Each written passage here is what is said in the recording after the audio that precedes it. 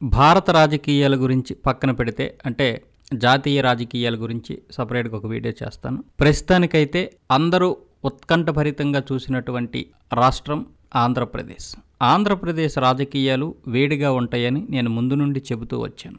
ఎందుకంటే ఇక్కడ గెలుపోటములు అనేవి చాలా ప్రధానంగా కీలక పాత్ర పోషిస్తాయి. ఇప్పుడంటే మనం తెలంగాణ ఆంధ్రప్రదేశ్ విడిపోయి అటు 25 సీట్లు ఇటు 17 సీట్లుగా విడిపోయాం.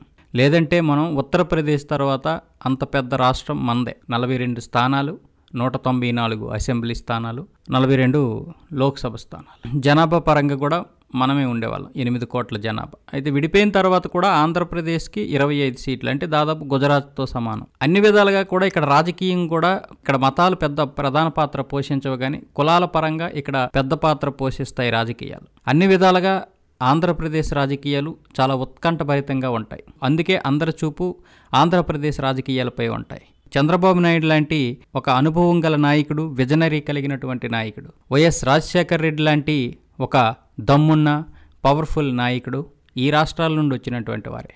ఇంకా ముఖ్యంగా రాయలసీమ నుండి ఎక్కువ మంది వచ్చారు. సినిమా పరిశ్రమ నుండి వచ్చి 9 నెలల్లోనే అఖండ విజయాన్ని సాధించి తెలుగువారి ఆత్మగౌరవాన్ని నిలబెట్టినటువంటి వ్యక్తి ఎన్టీ రామారావు గారు కూడా ఆంధ్రప్రదేశ్ నుండి వచ్చిన వారే. కాబట్టి రాష్ట్ర రాజకీయాలు ఇక్కడ చాలా ఉత్కంఠభరితంగా ఉంటాయి. రెండోది, ముందు నుండి కూడా చూస్తే ఆంధ్రప్రదేశ్ రాజకీయాలు విచిత్రంగా కూడా ఉంటాయి. దేశం మొత్తం ఒక విధంగా ప్రజలు ఆలోచిస్తే ఆంధ్రప్రదేశ్ ప్రజలు మాత్రం ఇంకో రకంగా ఆలోచిస్తుంటారు. దేశం మొత్తం కాంగ్రెస్ హవా తగ్గి ఇకను ఓడిపోతామనే సమయంలో ఆంధ్రప్రదేశ్ జనాలు కాంగ్రెస్కి అప్పట్లో ఓటేసేవారు. అలాగే దేశం మొత్తం కాంగ్రెస్ మంచి హవా కొనసాగిస్తున్నప్పుడు ఇక్కడ కాంగ్రెస్ని ఓడగొట్టిన సందర్భాలు ఉన్నాయి. సరే, రాష్ట్రం విడిపోయింది కాబట్టి ఇప్పుడు కాంగ్రెస్ ఇక్కడ ఫామ్లో లేదు, కాంగ్రెస్ వచ్చే పరిస్థితి కూడా లేదు. ఇక్కడ తెలుగుదేశం, వైఎస్ఆర్సీపీ, జనసేన, ఇంకా మరో కొత్త పార్టీ ఎవరైనా పెడితే అవే తప్ప కాంగ్రెస్కి అయితే ఇక్కడ స్థానం ఇచ్చే పరిస్థితి అయితే లేదు, అది వేరే విషయం. కానీ రాష్ట్ర చరిత్రలో ఇంతవరకు జరగనటువంటి సంఘటన, ఒక మిరాకిల్ ఆంధ్రప్రదేశ్ రాష్ట్ర శాసనసభ ఎన్నికల్లో జరిగింది. నిన్న వచ్చినటువంటి ఫలితాల్లో ఎవరు ఊహించిన విధంగా జగన్మోహన్ రెడ్డి కూడా ఇంత దారుణంగా ఓడిపోతానని, అలాగే కూటమి ఇంత భయంకరంగా గెలుస్తుందని ఊహించుంటాడు. అలాగే చంద్రబాబు నాయుడు, పవన్ కళ్యాణ్ కూడా ఇంత భారీ మెజారిటీతో గెలుస్తామని కానీ, వైసీపీ ఇంత దారుణంగా ఓడిపోతుందని కానీ ఊహించి ఉండరు. ఇది ఒక హఠాత్ పరిణామమా, లేకపోతే వైసీపీ మీద ప్రజల్లో ఉన్నటువంటి వ్యతిరేకత ఏంటి అనేది చూస్తే వైసీపీ చేసినటువంటి తప్పులు అందరికీ తెలిసినవే. ప్రతి ఒక్కరూ విశ్లేషించగలరు ఈ తప్పులు. అయితే ఏమేం తప్పులు చేసింది పక్కన పెడితే, తెలుగుదేశం కూటమి గెలవడానికి, వైసీపీ పార్టీ ఘోరంగా ఓడిపోవడానికి మధ్యలో నిలబడింది ఒకే ఒక్కడు, పవన్ కళ్యాణ్. ఇది మాత్రం వాస్తవం. మేము మొదటి నుండి చెబుతున్నాం కంట్రీ థాట్ ఛానల్ నుంచి, తెలుగుదేశం పార్టీ ఖచ్చితంగా ప్రభుత్వాన్ని అయితే ఏర్పాటు చేస్తుంది, కానీ మేము కూడా ఊహించిన విధంగా ఈరోజు ఫలితాలు వచ్చాయి. మా సర్వేలో దాదాపు కూటమి 102 స్థానాలైతే గెలిచే అవకాశాలైతే ఉన్నాయి అనుకున్నాం. కానీ 102 కాదు, దాదాపు 164 స్థానాల్ని కైవసం చేసుకుంది తెలుగుదేశం కూటమి. జనసేన పోటీ చేసినటువంటి 21 స్థానాలకు గాను 21 సీట్లను గెలుచుకుంది. 2 లోక్సభ స్థానాలను కూడా కైవసం చేసుకుంది. అంటే 100% పెర్ఫార్మెన్స్ చేసింది జనసేన ఈ ఎన్నికల్లో. బీజేపీ 10 స్థానాల్లో పోటీ చేస్తే 8 స్థానాలు, టీడీపీ 144 స్థానాల్లో పోటీ చేస్తే 136 స్థానాల్లో గెలిచింది. అంటే 8 స్థానాలు ఇక్కడ, అలాగే బీజేపీ 2 స్థానాలు. మొత్తం ఈ 10 స్థానాలు కోల్పోవడం అక్కడ వైసీపీకి వచ్చినటువంటి 10 స్థానాలు అవి.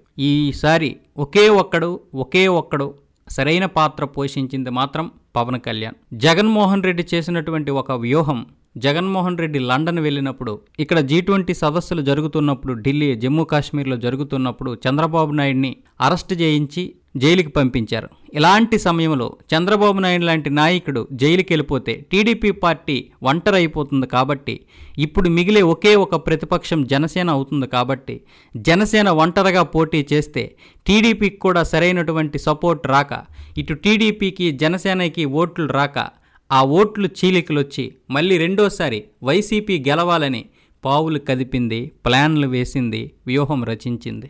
కానీ ఈ వ్యూహం విడిచికొట్టింది. పవన్ కళ్యాణ్ చంద్రబాబు నాయుడు అరెస్ట్ అయితే నాకు మంచి అవకాశం వచ్చిందని అనుకోలే. పవన్ కళ్యాణ్కి తెలుసు తన బలమేంటో బలహీనత ఏంటో. అందుకే తనేం చేశాడంటే చంద్రబాబు నాయుడిని అరెస్ట్ చేయడం చట్ట విరుద్ధం, ఇది కేవలం కుట్రపూరితమని రోడ్డు పైన బైఠాయించాడు.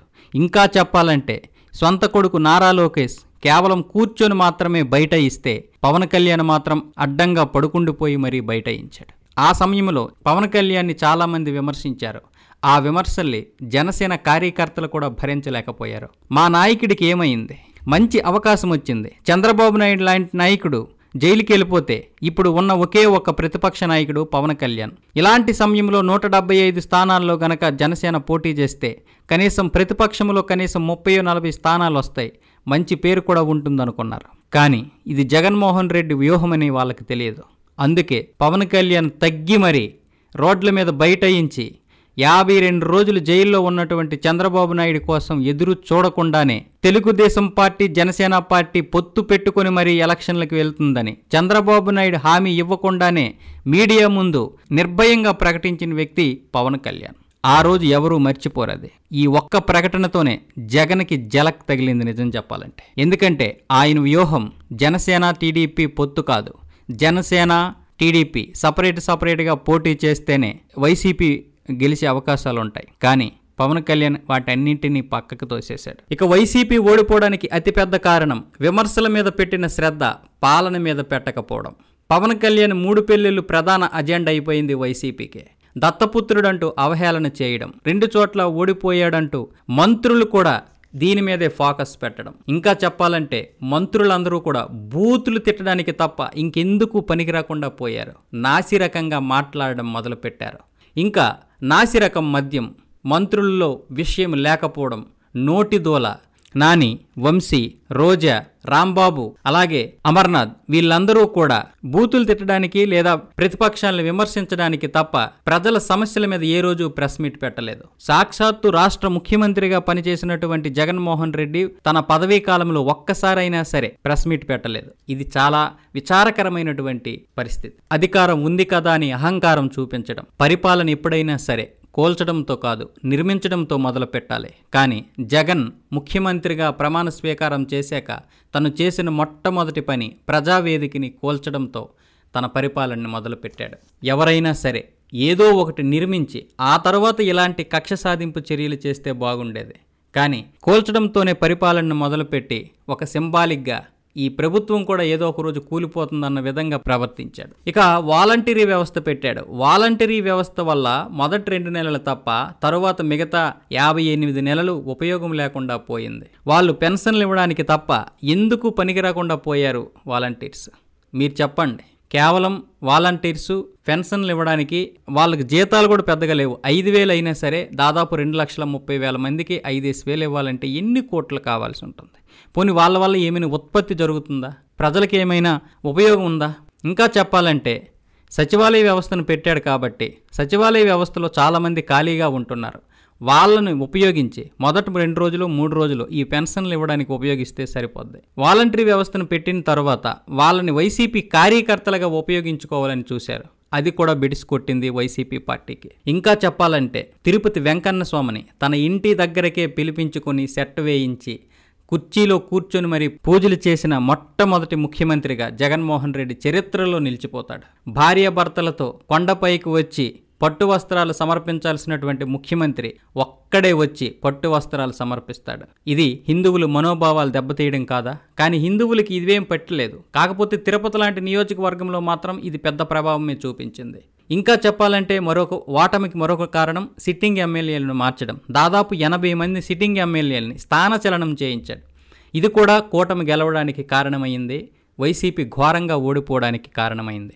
ఎమ్మెల్యేలు ఎక్కడికి మార్చినా కూడా కేవలం తనని చూసే ఓట్లేస్తారని ఊహించినటువంటి జగన్మోహన్ రెడ్డి నిజం చెప్పాలంటే ఇక్కడ పప్పులో కాలేశాడు. ఎలాగంటే తెలంగాణలో బీఆర్ఎస్ పార్టీ ఎవరిని మార్చకుండా కేవలం 7గురికి సీట్లు ఇవ్వకుండా కొత్త వారికి మాత్రమే సీట్లు ఇచ్చింది. దానివల్ల ఓడిపోయింది అని జగన్మోహన్ రెడ్డి ఊహించి అలా మార్చకుండా కొత్త వారికి సీట్లు కాకుండా పూర్తిగా వాళ్ళని స్థానచలనం చేయించాడు. దాదాపు 80 మందిని ఈ విధంగా స్థానచలనం చేయించాడు. వాళ్ళ నియోజకవర్గంలోనే వాళ్ళకి వ్యతిరేకత ఉంది. పైగా వీళ్ళు వేరే నియోజకవర్గంలో వీళ్ళు ఎవరో తెలియదు.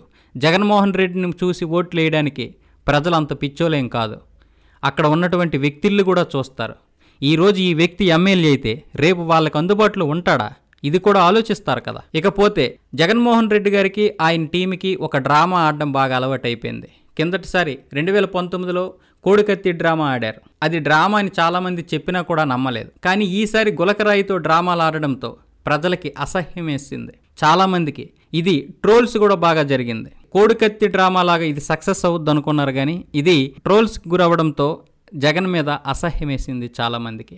ముఖ్యంగా చెప్పులు లేకుండా నడవడం, అంటే ముఖ్యంగా జగన్ రోడ్ షోకి బస్సుల్లో వస్తున్నప్పుడు అక్కడ చెప్పులు లేకుండా కొంతమంది ఆడవాళ్ళు నడవడం, ఆమెకు బాగా కాలు కాలిపోతున్నట్టు నటించడం, వాళ్ళని ఆమెమో జగన్ తర్వాత కలవడం, జగనేమో వాళ్ళని వాదార్చడం, ఇవన్నీ కూడా జనాలకి ఎబ్బెట్టుగా అనిపించాయి, అసహ్యంగా అనిపించాయి. ఇదంతా ఒక డ్రామా అని ముందే తెలిసిపోయింది. అలాగే బీజేపీని నిలదీసి ఫండ్స్ తెచ్చుకోలేకపోవడం కూడా జగన్మోహన్ రెడ్డి ఓడిపోవడానికి ఒక కారణంగా చెప్పుకోవచ్చు. బీజేపీ మెడలు వంచుతానన్నటువంటి జగన్మోహన్ రెడ్డి వాళ్ళ మెడలు వంచకపోగా తనే వెళ్ళి మెడలు వంచి మరీ నమస్కారాలు చేసి తన కేసులు ఏదో ఒక విధంగా మాఫీ చేయడానికి తన పదవిని ఉపయోగించుకోవడం కూడా ప్రజలకి నచ్చలేదు. అలాగే పోలవరం కూడా పూర్తి చేస్తానని చెప్పాడు, కానీ అది కూడా పూర్తి చేయలేకపోవడం. అలాగే వైసీపీ ఎంపీలు పార్లమెంట్లో సమస్యలపై గలమెత్తకపోవడం కూడా ఒక ఓటమికి కారణంగా చెప్పుకోవచ్చు. అలాగే జగన్మోహన్ రెడ్డి కింద స్థాయి వాళ్ళకి, అంటే గ్రామ పంచాయతీ ప్రెసిడెంట్లు ఎవరు ఉంటారో, కార్యకర్తలు ఎవరు ఉంటారో వాళ్ళకి నిధులు లేకుండా చేయడం కూడా పెద్ద మైనస్గా మారింది. నిజం చెప్పాలంటే చాలా వరకు కాంట్రాక్ట్ బిల్లులు అవ్వలేదు కూడా జగన్మోహన్ రెడ్డి హయాంలో. అయితే అవినీతి పూర్తిగా ఆగిందంటే అది లేదు. పైన అధికారులు అలాగే జగన్మోహన్ రెడ్డి అవినీతి చేసేటనేది మాత్రం నిర్వేదవాదాంశం. ఇంకా అమర్ రాజా లాంటి ఫ్యాక్టరీని రాష్ట్రంలో లేకుండా చేయడం, పక్క రాష్ట్రాలన్నీ అమర్ రాజా లాంటి సంస్థలకి స్థలాలు ఇచ్చి మరి అభివృద్ధికి నోచుకునే విధంగా వాళ్ళకి సహాయం చేస్తే సొంత రాష్ట్రంలోనే జగన్మోహన్ రెడ్డి వాళ్ళని బయటికి వెళ్ళగొట్టే చరిత్ర ఉంది. ఇది కూడా ఒక విధంగా అంటే అభివృద్ధి చేయలేకపోవడంతో పాటు అభివృద్ధి చేస్తామన్నటువంటి వారిని కూడా బయటికి వెళ్ళగొట్టడం వైసీపీకి పెద్ద నష్టాన్ని చేకూర్చింది. ఇక గోరెంట్ల మాధవ్ లాంటి ఎమ్మెల్యేలు బట్టలు విప్పి మరీ న్యూడ్గా ప్రవర్తించడం, సుకన్యతో గంట అరగంట గడిపే మంత్రులు ఉన్నటువంటి వైసీపీకి ఏ విధంగా లాభం చేకూరుతుంది మీరే ఆలోచించండి. ఇక హత్య రాజకీయాలు, భూ కబ్జా, ల్యాండ్ టైటిల్ యాక్ట్, కార్యకర్తలు పట్టించుకోకపోవడం, ఇవన్నీ కూడా వైసీపీకి పెద్ద నష్టాన్ని చేకూర్చాయి. ఇంకా అన్నింటికంటే పెద్ద నష్టం సొంత చెల్లెళ్ళు రోడ్ల మీదకి వచ్చి మరి మా అన్నకి ఓట్లు వేయకండి, మా నాన్నని చంపించింది మా అన్నే అని ఇద్దరు సొంత చెల్లెళ్ళు రోడ్ల మీదకి వచ్చి మరి ఏడ్చి మరి ప్రజలకి చెప్పడం జగన్మోహన్ రెడ్డికి పెద్ద నష్టం చేకూర్చింది కుటుంబ పరంగా. అలాగే విజయమ్మ గారు కూడా ఈసారి జగన్మోహన్ రెడ్డికి ఓటు వేయకుండా ఆమె అమెరికాలోనే ఉండిపోయారు. ఏ చెల్లి ఏ తల్లి అయితే జగన్మోహన్ రెడ్డి గెలుపు కోసం 2019లో అహర్నిశలు శ్రమించి మరీ జగన్మోహన్ రెడ్డి జైల్లో ఉంటే కష్టపడ్డారో అదే చెల్లిని తల్లిని రోడ్డు మీదకి ఇచ్చేశాడు జగన్మోహన్ రెడ్డి. అది కూడా ప్రజలకి నచ్చలేదు. అలాగే 140 కోట్లు ఇచ్చి సజ్జల్లాంటి సలహాదారుడిని పెట్టుకోవడం కూడా ఎవరికీ నచ్చలేదు. రాజధాని విషయంలో జగన్మోహన్ రెడ్డి పూర్తిగా క్లారిటీ లేకుండా చేశాడు. పైగా ప్రజలకి ఏం జరుగుతుందో కూడా అర్థం కాలేదు. రాజధాని ఏది అన్నది కూడా తెలియకుండా చేశాడు. ఒకసారి వైజాగ్, ఒకసారి అమరావతి, ఒకసారి కర్నూలు. 2014లోనే అమరావతిని రాజధానిగా ఒప్పుకున్నాడు అసెంబ్లీ సాక్షిగా జగన్మోహన్ రెడ్డి. కాకపోతే 30,000 ఎకరాలు ఉండేలా చూసుకోవాలి అధ్యక్ష అని కూడా ఆ రోజు జగన్మోహన్ రెడ్డి చెప్పాడు. మరి 33,000 ఎకరాలు ఉన్నటువంటి అమరావతిని నువ్వు రాజధాని కాదని చెప్పడం, అక్కడ రైతులు ధర్నా చేసిన వాళ్ళ ముఖాలు కూడా చూడకుండా నువ్వు డేరాలు కప్పడం అనేది ప్రజల్ని ఎంత అవమానించినట్లు. అందుకే ఈరోజు అక్కడ ఉన్నటువంటి గుంటూరు, కృష్ణాలో ఖాతా కూడా తెరవలేదు వైసీపీ. అభివృద్ధిని గాలి కొదిలేసి అప్పులు తెచ్చి ఫ్రీ పథకాలు ఇవ్వడమే ప్రధాన ధ్యేయంగా వైసీపీ ప్రభుత్వం పరిపాలించింది. ఇవన్నీ కూడా జగన్మోహన్ రెడ్డికి మైనస్ అయ్యాయి అని ఒకటి కాదు. కర్ణుడి చావికి 1,00,000 కారణాలు అన్నట్లు వైసీపీ ఓటమికి 1,00,000 కారణాలు.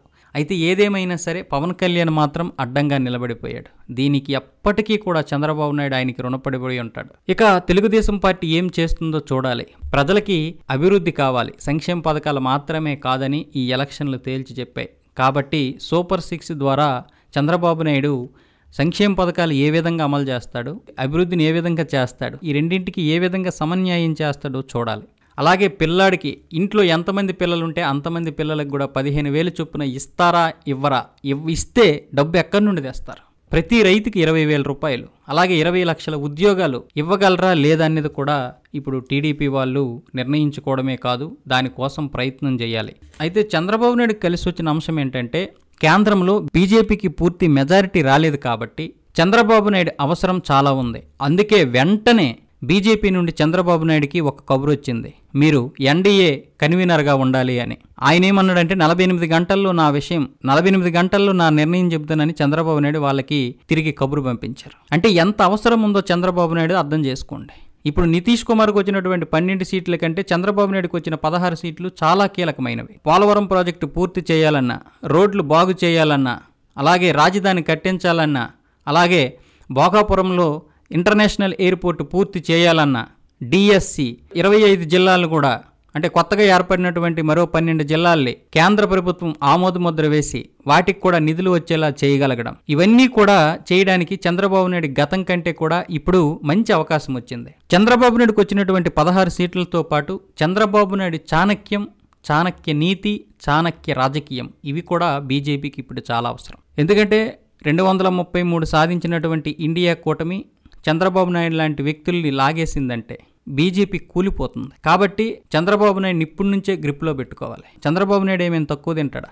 జగన్ చేసిన తప్పులు, అలాగే తను 2014 నుంచి 2019లో చేసిన తప్పులు, వీటన్నింటినీ బేరేజ్ వేసుకొని అవేమీ జరగకుండా ప్రజలకి ఎప్పటికప్పుడు సంక్షేమ పథకాలతో పాటు అభివృద్ధి కూడా చేస్తానమని తెలియాలంటే కేంద్రం నుండి ఖచ్చితంగా నిధులు కావాలి. కాబట్టి ఇప్పుడు ఎన్డీఏ ఏం చెబితే అది వింటది, బీజేపీ ఏం చెబితే అది వింటది. కాబట్టి చంద్రబాబు నాయుడు అక్కడ నుండి నిధులు తెచ్చుకోగలిగే కెపాసిటీ ఉంటుంది. ఇప్పుడు చంద్రబాబు నాయుడికి అన్ని విధాలుగా కలిసి వచ్చాయి. నిజం చెప్పాలంటే జగన్మోహన్ రెడ్డికి 22 సీట్లు వచ్చినా ఉపయోగపడలేదు. ఎందుకంటే 303 సీట్లతో బీజేపీ సొంతంగా అధికారాన్ని చేపట్టడమే కాకుండా ఎన్డీఏ మరో 50 సీట్లు గెలుచుకొని మొత్తం 354 సీట్లతో లాస్ట్ టైం ప్రభుత్వాన్ని ఏర్పాటు చేసింది. కాబట్టి ఎవరు అవసరము రాలేదు.